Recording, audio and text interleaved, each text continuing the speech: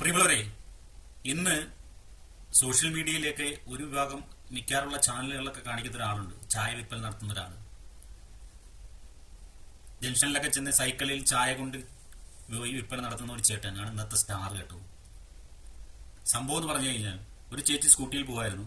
ഒരു ബസ്സിൽ, സ്വകാര്യ ബസ്സിൽ തട്ടിയിട്ട് ഇവരെ ഒരുപാട് ഇങ്ങ് നീക്കിക്കൊണ്ട് വന്നു. ടയറിനടിയിൽ പെട്ടുപോയവർ ഒരുപാട് നീക്കിക്കൊണ്ട് ഇങ്ങ് വന്നതിന് ശേഷം ബസ് നിർത്തി ആൾക്കാരെല്ലാം ഓടിക്കൂടി ഇവരെ വലിച്ച് പുറത്തെടുക്കാൻ നോക്കിയ സമയത്ത് ഇവരെ ഈ ഉരഞ്ഞു വന്ന ഭാഗത്തുള്ള ഡ്രസ്സുകളൊക്കെ കംപ്ലീറ്റ് അങ്ങ് കീറിപ്പോയായിരുന്നു.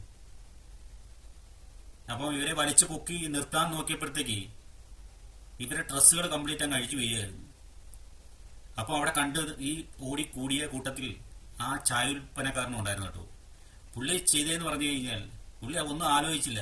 പുള്ളിയുടെ നാണമോ അല്ലെന്നുണ്ടെങ്കിൽ പുള്ളി മറ്റുള്ളവർ എന്ത് വിചാരിക്കുമെന്നോ എന്ന് കരുതാതെ സ്വന്തം ഉടുത്തിരുന്ന ഉടുതുണി ഉരിഞ്ഞ് ആ സ്ത്രീക്ക് കൊടുത്തെന്നാണ്. സ്ത്രീയെ ഉടുപ്പിച്ചു. പുള്ളി അതിന് പറഞ്ഞ വാചകം എന്ന് പറഞ്ഞു കഴിഞ്ഞാൽ, അവരുടെ സ്ത്രീയല്ലേ, അവരെ ഈ ഹോസ്പിറ്റലിലേക്ക് കൊണ്ടുപോകണമെന്നുണ്ടെങ്കിൽ അവരെ നാണം മറച്ച് കൊണ്ടുപോകണ്ടേ എന്നാണ്. എന്റെ നാണം ഞാൻ അവിടെ വകവയ്ക്കുന്നില്ല എന്നാണ് പറഞ്ഞത്. പുള്ളിയുടെ മനസ്സ് പുള്ളിയെ സമ്മതിക്കണം കേട്ടോ. അത് കാണിക്കാൻ മനസ്സ് കാണിച്ച എത്രയോ ആൾക്കാർ അവിടെ ഉണ്ടായിരുന്നു. പുള്ളി ആ കാണിച്ച മനസ്സിനെ സല്യൂട്ട് ചെയ്യണമെന്നാണ്. എത്ര നല്ല തീരുമാനമാണ്. നമ്മുടെ സ്ത്രീകളെ ബഹുമാനിക്കാൻ പഠിച്ചു കഴിഞ്ഞാൽ, അവരെ ആദരിക്കാൻ പഠിച്ചു കഴിഞ്ഞാൽ ഇങ്ങനെയുള്ളതൊക്കെ സാധാരണ വന്നു ചേരും ഒരു മനുഷ്യന്റെ ജീവിതത്തിൽ.